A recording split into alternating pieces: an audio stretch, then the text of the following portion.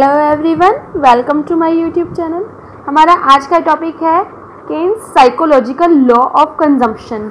ये जो क्वेश्चन है ये एमए इकोनॉमिक्स के लिए, macro economics MA first year economics से बिलोंग करता है, तो ये रेगुलर स्टूडेंट्स के लिए भी हेल्पफुल है और डिस्टेंस या जो प्राइवेट या कॉरेस्पॉन्डेंस कर रहे हैं उनके लिए भी हेल्पफुल है। ठीक है, सो लेट गेट स्टार्टेड। सबसे पहले तो क्वेश्चन है, state and explain Keynes psychological law of consumption, bring out its implications. एक तो पहली बात तो ये मोस्ट इम्पॉर्टेंट क्वेश्चन है, बहुत बार रिपीटेडली एग्जाम्स में आया हुआ है और आने के चांसेस भी हैं। ठीक है, तो इसका सेकंड जो क्वेश्चन एक और फॉर्म होके आ सकता है वो है, explain Keynes psychological law of propensity to consume with assumptions. तो इस वीडियो में हम जो है ना इसका मीनिंग और प्रोपोजिशंस को कवर करने वाले हैं। So let get started. सबसे पहले तो ये जो है साइकोलॉजिकल लॉ ऑफ कंजम्पशन होता क्या है, ये जो दिया किसने है, केन्स ने दिया है। उनके अकॉर्डिंग ये साइकोलॉजिकल मतलब हमारी साइकोलॉजी से रिलेटेड है लॉ ऑफ कंजम्पशन। ठीक है, लॉ ऑफ कंजम्पशन मीन्स जो हम कंज्यूम करते हैं डेली लाइफ में, हम अपने एक्सपेंसेस करते हैं। ठीक है, सिर्फ खाने से इसका मतलब नहीं है, कहीं ना कहीं जो अपने पैसे को स्पेंड करना किसके अंदर आता है, कंजम्पशन के अंदर आता है। ठीक है, तो उन्होंने कहा the fundamental psychological law upon which we are entitled to depend with great confidence both are prior from our knowledge of human nature and from the detailed facts of experience। मतलब उन्होंने कहा है कि ना ये जो लॉ मैं दे रहा हूँ इसका मतलब ये है, जो मैं पक्के कॉन्फिडेंस से कह सकता हूँ कि जो एक ह्यूमन का नेचर होता है उसके भी बिहाफ पर ये बात कही गई है और बहुत सारे सालों के एक्सपीरियंस गेन कर ये जो लॉ को बनाया गया है। ठीक है, क्या लॉ बनाया गया है कि जो एक पर्सन होता है ना, ह्यूमन बीइंग होता है, मैन होते हैं, वुमन होती, कोई भी मतलब हर तरह का ह्यूमन बीइंग की बात हो रही है यहाँ पर, वो अपने ना क्या करती हैं, जैसे जैसे उनकी इनकम इंक्रीज होती है वैसे वैसे ही ना अपनी कंजम्पशन एक्सपेंडिचर को इंक्रीज करते जाते हैं। तो ये कॉमन सी ही बात है, अगर आपकी इनकम आज 10,000 है तो आप उसमें से 4,000 जो है अपने एक्सपेंसेस और जो भी खाना पीना ऊपर के खर्चे इन सब के ऊपर कर रही हैं। बट अब अगर आपकी इनकम सीधा डबल हो जाए या फिर 15 हो जाए तो ऑब्वियसली आप कुछ जो एक्सपेंसेस पहले सोच समझ के कर रहे थे और टाइटली कर रहे थे, अब आप उनको थोड़ा सा इंक्रीज कर दोगे। ठीक है, तो ये एक ह्यूमन का नेचर है। क्या नेचर है कि जो कंजम्पशन होती है ना वो इनकम के साथ साथ इंक्रीज होती जाती है। अब क्वेश्चन ये आता है कि जैसे हमारी इनकम बढ़ी, 10 से 15 हुई या 10 से 20 हुई, तो क्या हमारे कंजम्पशन एक्सपेंडिचर भी 4 से सीधा 5 रेज होकर 9 हो जाएंगे। ठीक है, तो ऐसा कोई ज़रूरी नहीं है, यही है साइकोलॉजिकल लॉ ऑफ कंजम्पशन। ठीक है, ज़रूरी क्या, बिल्कुल भी नहीं होता ऐसा। होता क्या है कि अगर आप आपकी इनकम जो है 5,000 इंक्रीज हो रही है तो आपके कंजम्पशन एक्सपेंडिचर उससे बहुत कम इंक्रीज होंगे। ठीक है, तो यही लॉ ये कहता है, the law implies that there is a tendency on the part of people to spend on consumption less than the full increment of income.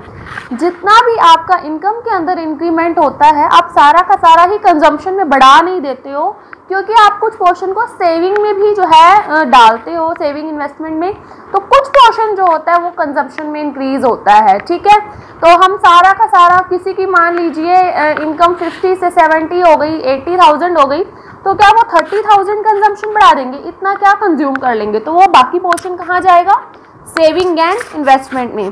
तो यही है साइकोलॉजिकल लॉ ऑफ कंजम्पशन जो केन्स ने दिया है। उनके अकॉर्डिंग क्या है कि एक ह्यूमन का नेचर ऐसा होता है, ह्यूमन टेंडेंसी होती है कि उनकी इनकम के अंदर जैसे जैसे इंक्रीज होता है वैसे वैसे कंजम्पशन एक्सपेंडिचर भी इंक्रीज होता है, बट उतना नहीं होता जितना कि इनकम इंक्रीज होती है, सेम नहीं होता वो। ठीक है, तो यही है क्या, साइकोलॉजिकल लॉ ऑफ कंजम्पशन या फिर psychological law of propensity to consume. So our next topic is propositions of the law. इसकी लॉ की 3 प्रोपोजिशंस हैं।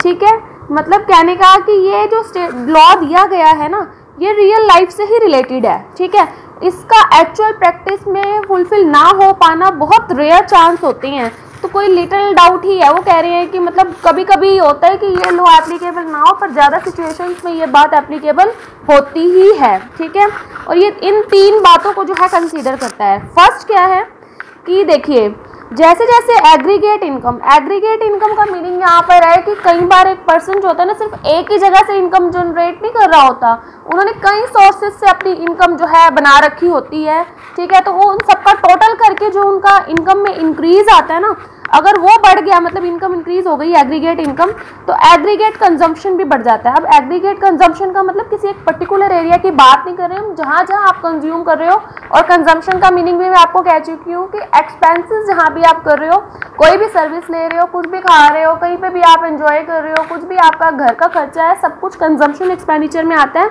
ठीक है। तो वो सेम नहीं बढ़ता, स्मॉलर अमाउंट से बढ़ता है, ये अभी हम लॉ के अंदर पढ़ चुके हैं, ठीक है। तो इसका रीज़न क्या है ये हम बताना चाह रहे हैं। लॉ में हमने बता तो दिया, ठीक है।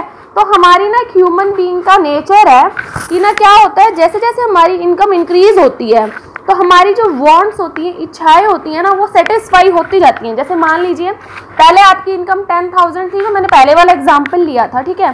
तो आप 4,000 एक्सपेंस कर रहे थे, बाकी आपने बचा के रख रहे थे, कभी आपको ज़रूरत पड़ जाए।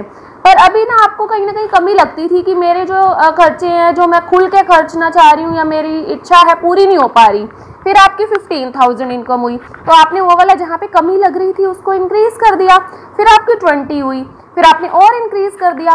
तो जैसे जैसे आपकी इनकम बढ़ती जाती है ना, आपकी इच्छाएं थोड़ी थोड़ी करके पूरी हो चुकी होती हैं। तो जब वो एकदम से ज़्यादा इंक्रीज हो गई तो ऑलमोस्ट वो पूरी तो हो ही चुकी हैं इच्छाएं, तो आप उतना का उतना तो अब एक्सपेंस नहीं करने लग जाएंगे ना, समझ गए बात, ठीक है। तो इसीलिए जो यही मेन एक सोल रीज़न है कि आपकी इनकम इंक्रीज, अब इनकम सीधा किसी की भी जंप मार के 50 से 150 नहीं हो जाएगी। धीरे धीरे एक पर्सन प्रोग्रेस करता है, स्टेप बाय स्टेप आगे बढ़ता है। तो स्टेप बाय स्टेप आगे बढ़ने के साथ आपकी कुछ ना कुछ वांट्स भी मोर सेटिस्फाइड हो चुकी होती हैं, तो सारी की सारी अनफुलफिल्ड नहीं रही होती, इसलिए आपका इतना ज़्यादा नहीं वो एक्सपेंस बढ़ता जितना कि इनकम बढ़ती है।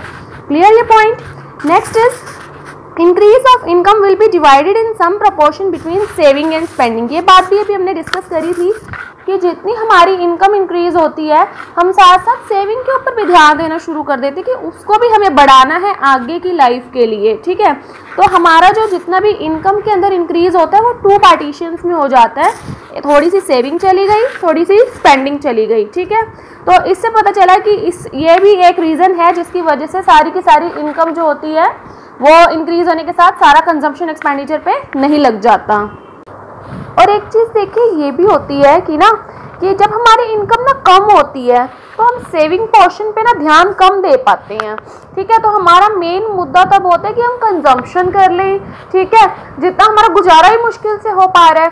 उसके बाद जो होता है ना, हमारा जब इनकम इंक्रीज होती जाती है तो हम अपना जो सेविंग का पोर्शन है थोड़ा थोड़ा इंक्रीज करते जाते हैं। So third point is that an increase of income, मतलब अगर आपकी इनकम में इंक्रीज हो रहा है तो ऐसा रेयर ही चांस है कि आप अपना कंजम्पशन को ना बढ़ाओ, आप अपना कंजम्पशन कुछ ना कुछ तो हल्का सा बढ़ाओगे ही बढ़ाओगे, ठीक है। तो जैसे ही इनकम स्पेंडिंग बढ़ी तो सेविंग भी बढ़ जाती है और कंजम्पशन दोनों ही बढ़ जाते हैं। ऐसा कोई भी पर्सन नहीं होता कि जो नॉर्मली सिचुएशन यही होती है ह्यूमन टेंडेंसी के अकॉर्डिंग कि आपकी इनकम बढ़ेगी तो आपका जो सेविंग और कंजम्पशन दोनों टाइप के एक्सपेंडिचर बढ़ जाते हैं। और इसका रीज़न ये है कि जो पर्सन होता है ना, अब पहले तो वो अपना गुजारा ही मुश्किल से कर पा रहा था या फिर उसकी इनकम कम थी तो वो लिमिटेड चल रहा था, ठीक है। जैसे ही इनकम बढ़ी, कंजम्पशन और सेविंग इसलिए बढ़ा दी, रीज़न इसका ये है कि अब वो चाहता है कि वो और भी लाइफ में जो अच्छी चीज़ें हैं उनको फील करे, कंफर्ट्स को जो है एंजॉय करे, घूमे फिरे, तो इसलिए कंजम्पशन और सेविंग के एक्सपेंडिचर इंक्रीज हो जाते हैं। अब हम इस लॉ के जो तीनों प्रोपोजिशंस थे, प्रोपोजिशंस का जनरली मीनिंग क्या होता है कि इस लॉ से क्या 3 मेन बातें, मुद्दे या आइडियाज निकल कर आ रहे हैं वो हमने डिस्कस कर लिए, ठीक है। अब इसको हम एक टेबल की हेल्प से एक्सप्लेन कर रहे हैं। फर्स्ट कॉलम में आपको दिख रहा है इनकम, सेकेंड कॉलम में आपको दिख रही है consumption and third is savings, ठीक है।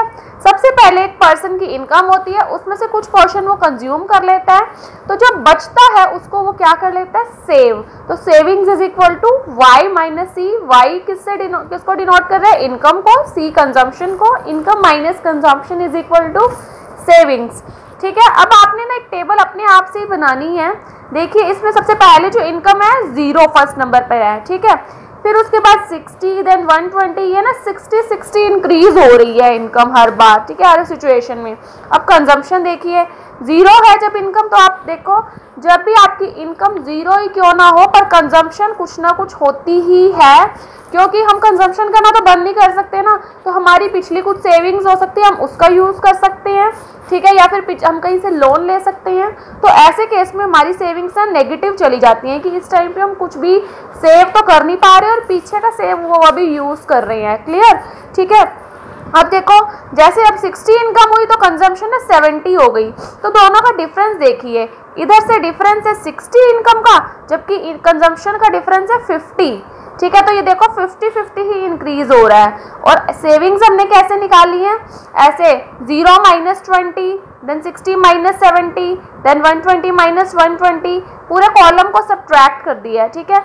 तो मेन जो बात यहाँ पर निकल कर आती है वो ये है कि जब आपकी इनकम जीरो ही क्यों ना हो तो कंजम्पशन कुछ ना कुछ होती है, पर उस टाइम पे सेविंग्स नेगेटिव होती हैं, ठीक है। तो अब सेकंड जो केस था उसमें आपकी इनकम 60 थी पर कंजम्पशन उससे ज़्यादा हो गई, तो जब तक आपकी कंजम्पशन ज़्यादा है इनकम कम है तो सेविंग्स नेगेटिव रहती हैं।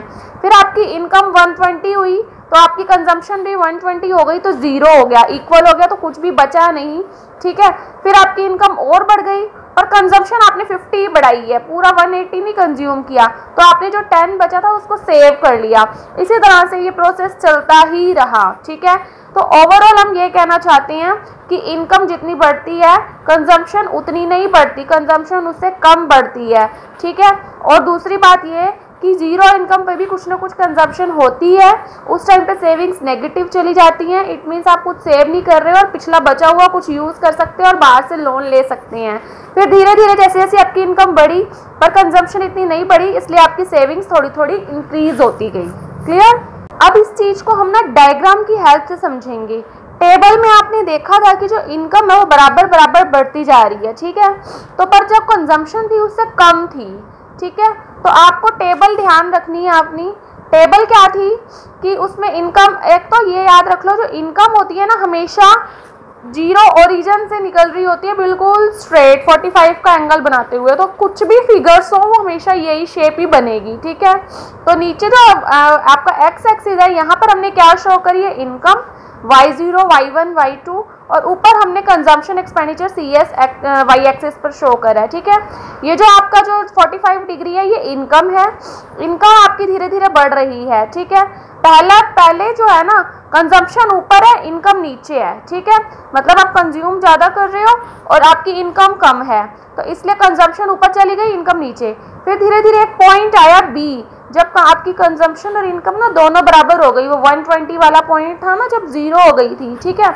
उसके बाद क्या होना शुरू हुआ, आपकी इनकम धीरे धीरे और बढ़ने लगी पर कंजम्पशन बढ़ रही है पर उतनी नहीं बढ़ रही है, ठीक है। तो वो है तो ऊपर की तरफ ही अपवर्ड स्लोपिंग ही, पर इनकम के जितनी नहीं बढ़ रही है, तो इसलिए वो B पॉइंट के बाद ना इनकम से नीचे आ गई है, ठीक है।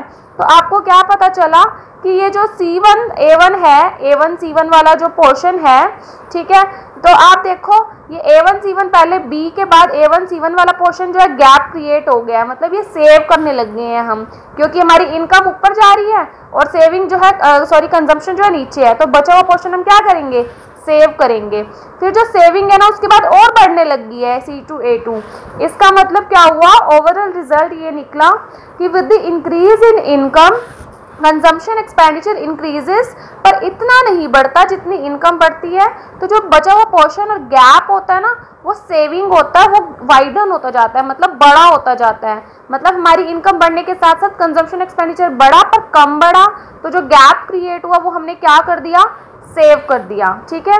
तो यही था साइकोलॉजिकल लॉ ऑफ कंजम्पशन, ठीक है। आई होप ये वीडियो आपको अच्छी लगी हो, ठीक है, और अगर आपको ये अच्छी लगी है तो please like, share, comment and subscribe the channel.